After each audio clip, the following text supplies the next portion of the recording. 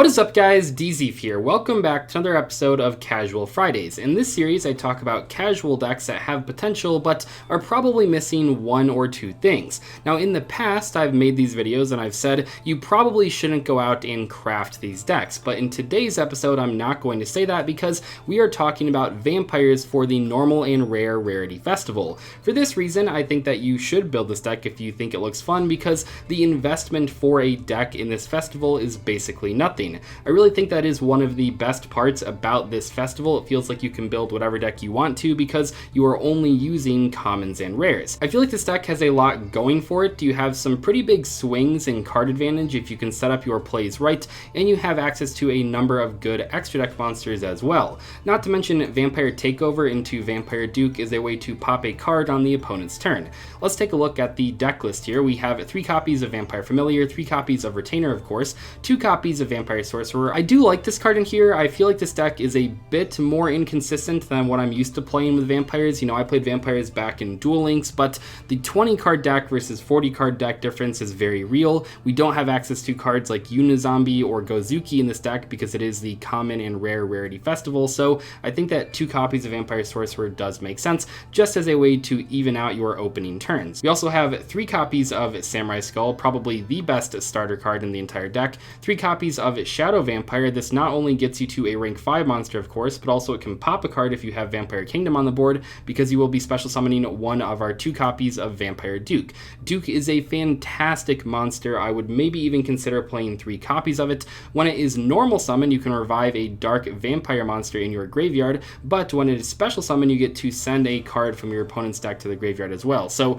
what you can do here is trigger the Vampire Kingdom on the opponent's turn by reviving the Duke with the Vampire Takeover. We also have 1 copy of Vampire Grace, 1 copy of Vampire Scarlet Scourge, 1 copy of Vampire Red Baron, and 1 copy of Vampire Vamp. So these cards are all pretty good. I think that Red Baron is specifically good in this format because it outs the Heart Earth Dragon, but overall I feel like they are a bit bricky if you play more than 1 copy each. So I think that this amount of tribute monsters is pretty good. We do have the Vampire Sorcerer to allow us to summon these without tributes, but if you play too many tribute monsters, it can get a bit bricky. We also have 3 copies of Jacobulian, a very good starter card, not as good as Samurai Skull, but still pretty good. So with this card, you want to discard your Vampire Familiar or your Vampire Retainer to set up your combos. Alternatively, if you open a weaker hand that does not include Familiar or Retainer, you could use the Jacobulian to discard a Vampire Duke, which puts it in the graveyard for Vampire Takeover to pop a card on the opponent's turn. Overall, I think this card is a great addition to the deck, especially in the normal and rare Rarity Festival, because we don't have access to cards like Gozuki or Unizombie, like I said. We also have 3 copies of Vampire's Desire, the Foolish Burial for the deck, 2 copies of Vampire Kingdom. You maybe could play 3, but it is kind of bricky, so I think 2 copies is just fine, but I wouldn't call you crazy if you did play 3. 3 copies of Vampire's Domain, the extra normal summon card, 3 copies of Forbidden Chalice. This has consistently proven to be one of the best interruption cards in this format, at least in my opinion, so we are maxing out here. 3 copies of Vampire Takeover. It might look kind of weird to play 3 copies of Takeover with only 2 copies of Kingdom, but you really want to see this card. You really need this card to resolve to win the game. This is one of your main forms of interruption on the opponent's turn.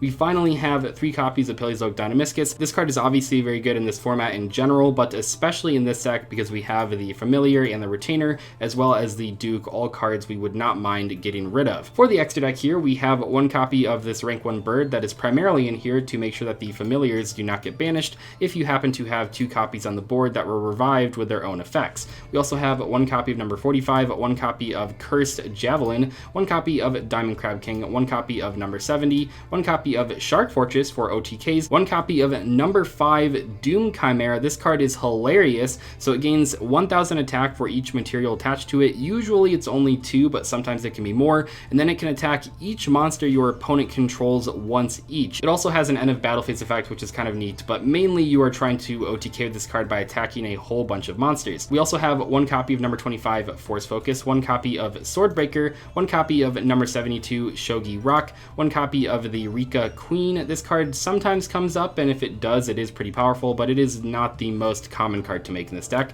1 copy of Codebreaker Virus Swordsman, 1 copy of Geonator, 1 copy of Triple Burst Dragon, and 1 copy of Berserker of the Tenyi.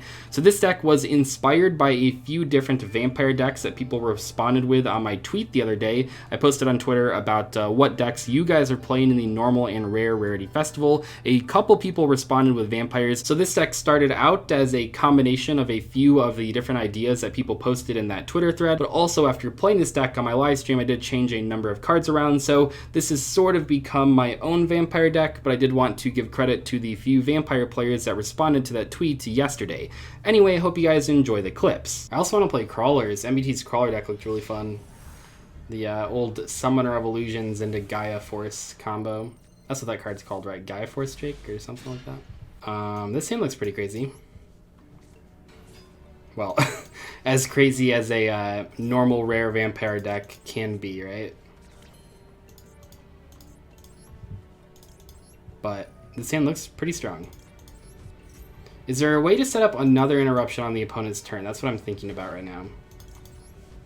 Like, we can do the takeover. Maybe we just go for like the extra normal summon card. Sure. So then we go Vampire Familiar. Discard Sorcerer. So this adds the Duke, I believe. So we can discard it with the Jack-O-Boolan. I mean, this is like definitely a pretty good board right here. We do have one interruption. It's not really like great on the interruptions. I wish there was like a link monster we could make here that did anything, but it's pretty good. Like, they have to push through all of this. Samurai Skull floats, which is pretty good. The Jack-O-Boolan's kind of like an Omega, which is not bad. We can revive the Vampire Sorcerer with it, which is pretty good. And the takeover is a pop. This is hard to play this deck without any tuners or good generic link monsters. Yeah, the follow-up is a crazy... He kaiju'd our Jack-O-Boolan. Uh-oh. We can't Vampire Takeover anymore, we're dead. Oh no! Yeah. That's pretty good. Why did he set these cards first? That makes no sense. Well, wait. We're not dead, right? 800... Wait, we're fine. I could even do this. Does this do anything? No reason to do this right now.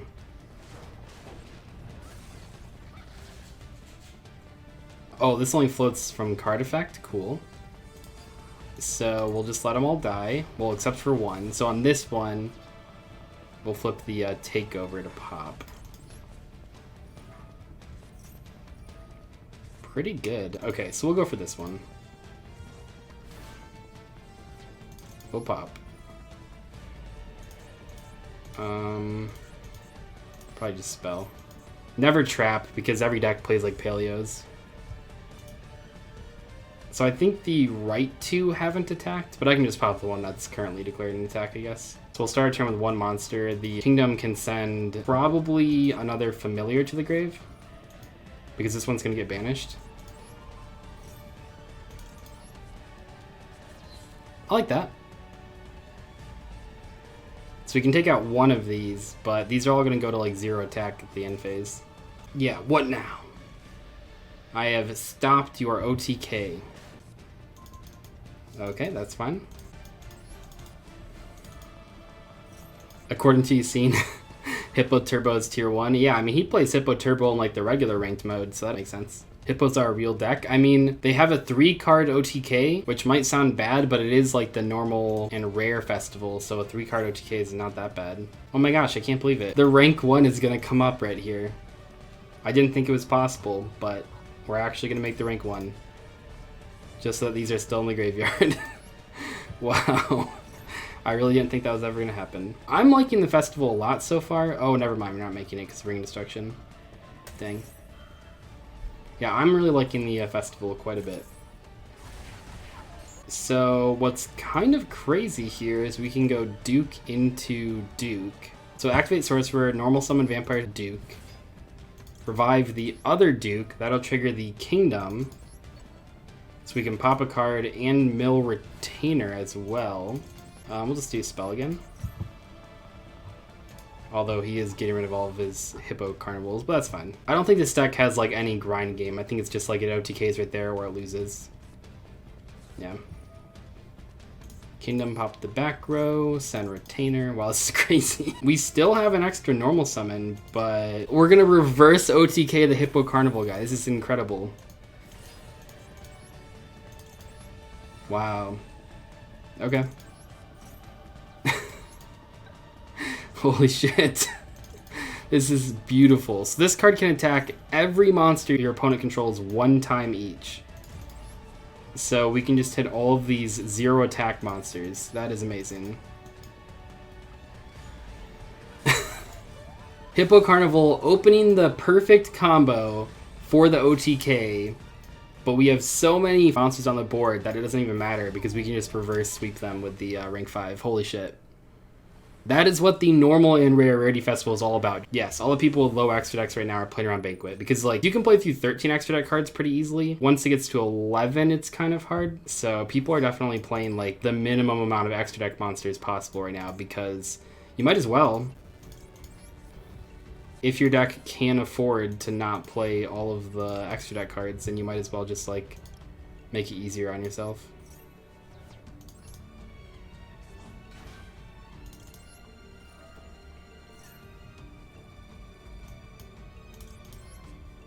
Go for this. Oh, I could have Shadow Vampired.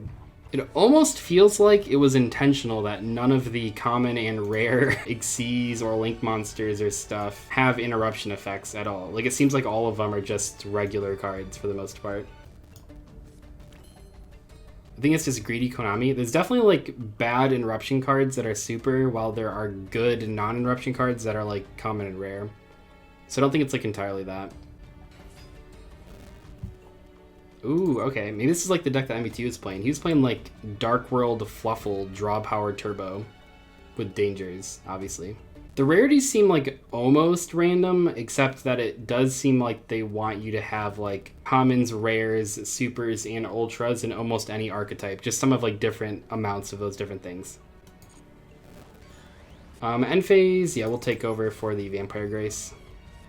They probably have at least one Olenoids, but it is what it is.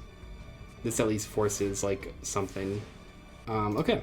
Well, let's just see if he has a response. We'll activate Vampire Grace, calling... Okay, so if we call Spell, we have to call... These are all bad calls, by the way. Spell lets him put, like, a dangerous spell in the grave. Trap lets him put a Paleo. Monster probably lets him put, like... I guess there's no Grapha. I guess Monster's, like, fun. If he's playing the Fluffle cards, it'd be, like, Fluffle Wing, probably. Yeah, I just think that, like, every event... What?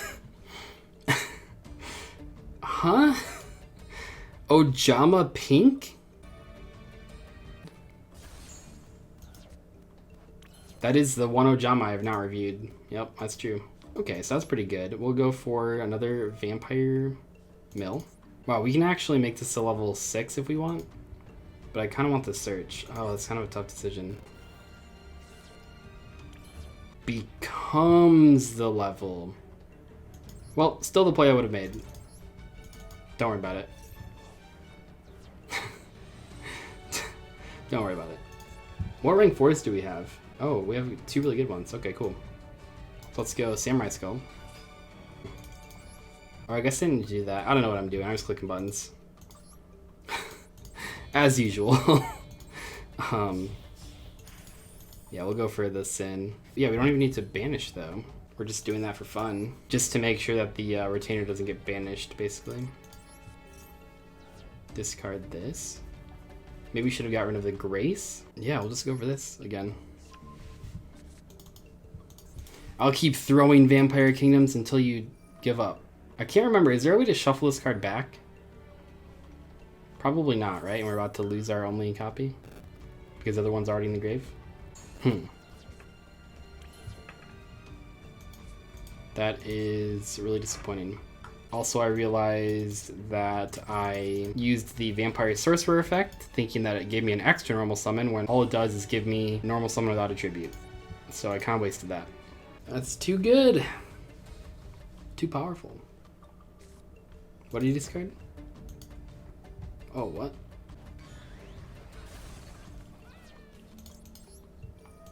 Now it's up to 27.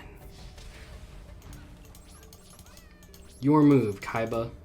Yeah, I was trying to go for the rank 6 there, but it actually would have been really bad against the Dynamiscus, so I'm kind of lucky that I didn't go for that. Excuse me? Oh, not using the effect. Okay. Why not? Is his card in hand that good that he doesn't want to discard it with the Chaos Emperor Dragon? So we'll go Retainer. What is a Retainer, by the way, in the context of this?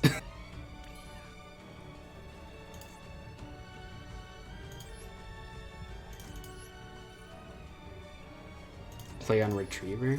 Oh, yeah.